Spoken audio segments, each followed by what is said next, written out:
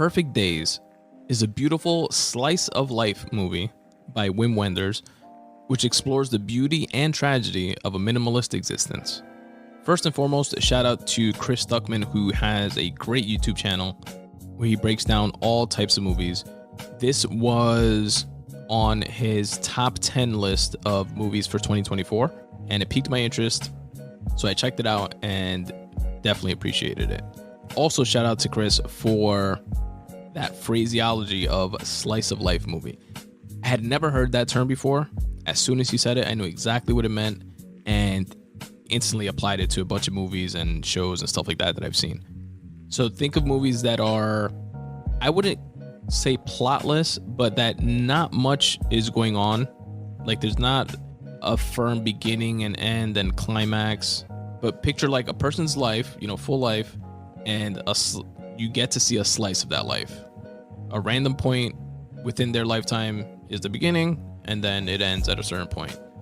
And you have a lot of unanswered questions. That's a slice of life style movie, which this one is. And it resonated with me as a writer and from a writing perspective because it inspired to reflect on routine and consistency and just different ways of storytelling in general. In my little recap and review here, I'm going to speak about different themes in the film, characterization, symbolism, narrative devices used, and as always, some practical writing lessons and advice for my fellow writers out there. But first, as we like to do here on the Spun Today Podcast, let's shout out the writers. Perfect Days was written and directed by Wim Wenders, with an additional writing credit to Takuma Takasaki.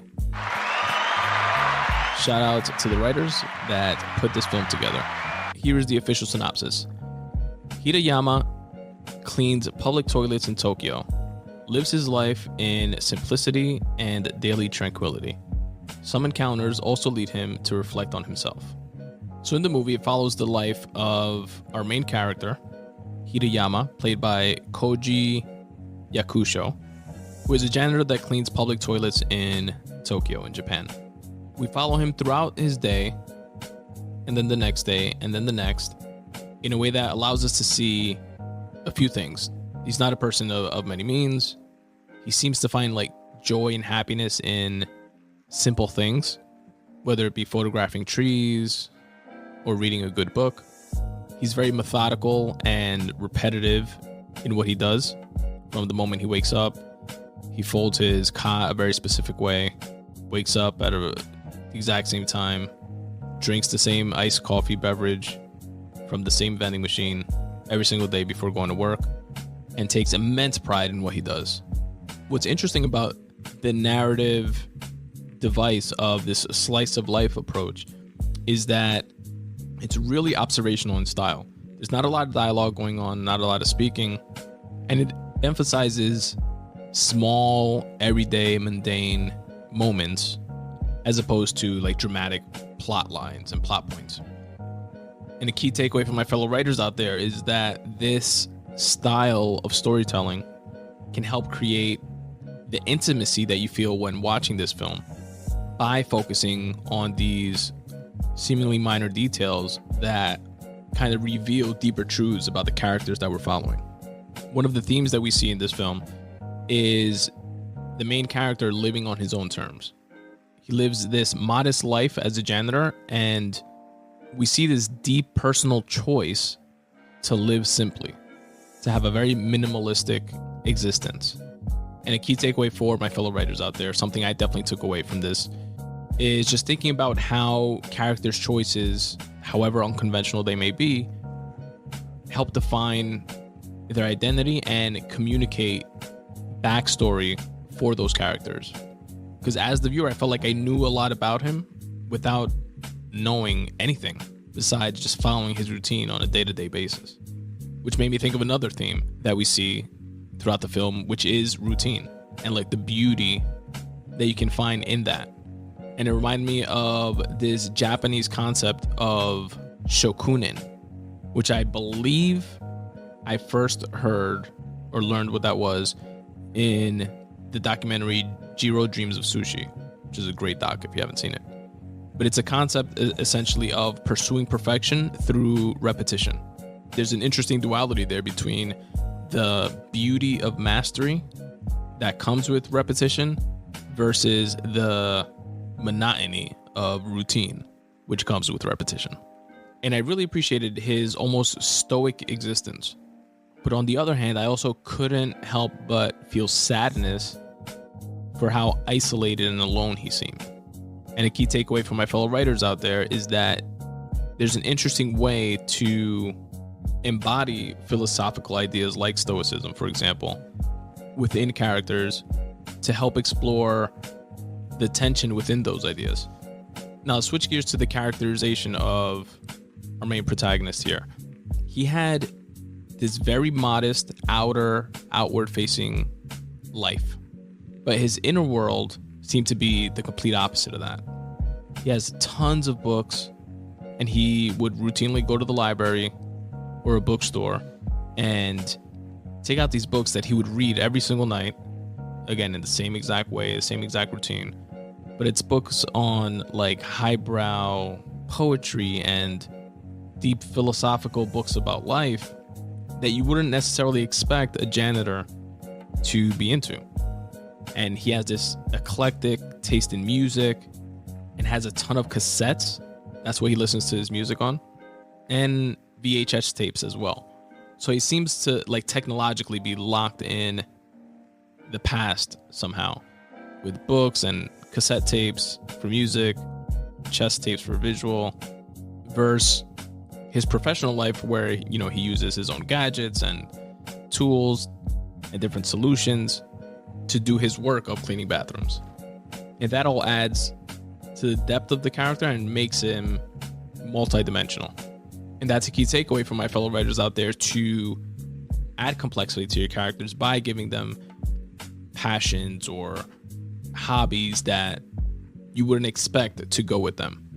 So one thing that does happen that disrupts his life as it normally goes is that his niece shows up at his doorstep, and he hasn't seen her in a while, seemingly, because he's like, oh my God, you've grown so much. And she essentially ran away from home, you know, beefing with her mom, some like teenage angst type of thing going on. And she winds up spending a couple days with him and going to work with him. And they have like a nice, loving relationship.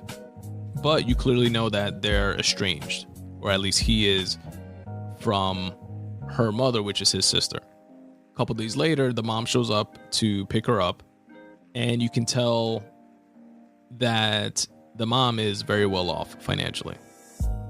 She has a driver, they're coming in this fancy car, she's like well dressed, and we get a touch of insight into his backstory that could inform why he is the way he is, why he's living the life the way he's living it. And apparently there's some sort of unresolved conflict with his father. And the sister tells him, you know, he's not like before, you know, he's very, very ill now. You should go see him.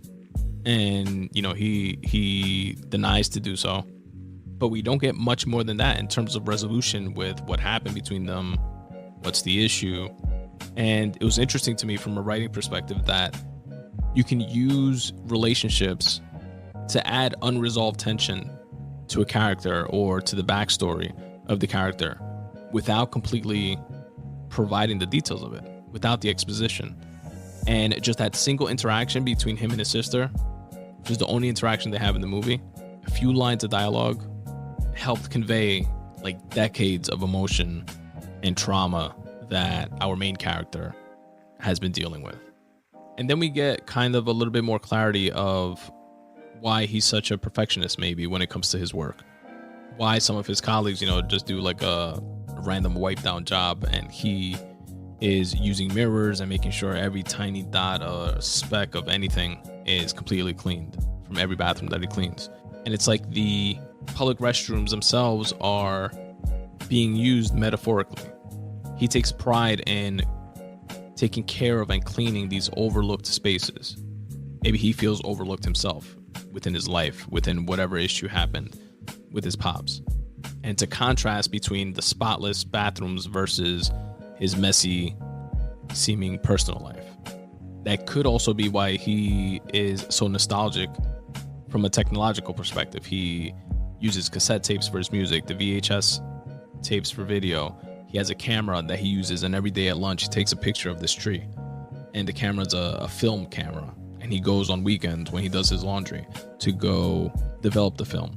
Then he takes the film, goes home, and in serial killer-ish fashion, like logs the photos in these boxes that he has adds the date on. And he has tons of boxes with like years worth of dates, all of which have pictures of the same tree that he takes a picture of every day at work when he takes his lunch break.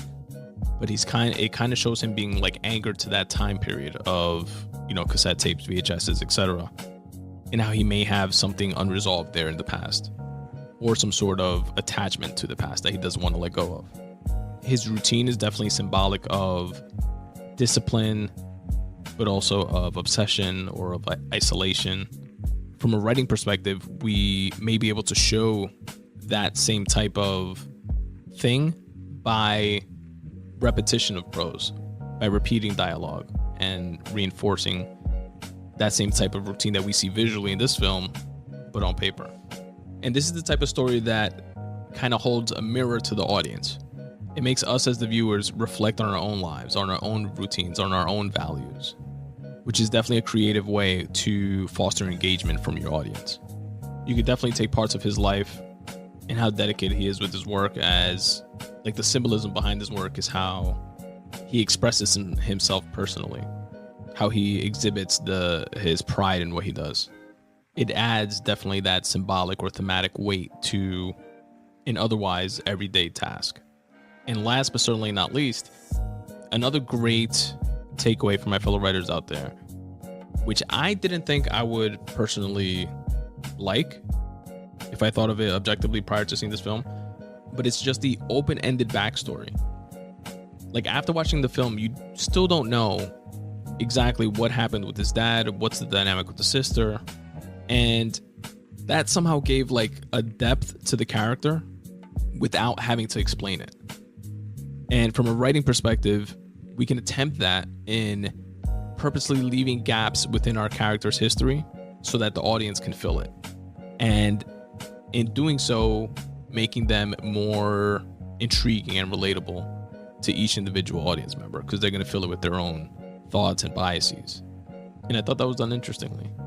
And that, folks, was my little recap and review of the film Perfect Days, which came out in 2023, streaming now on Hulu.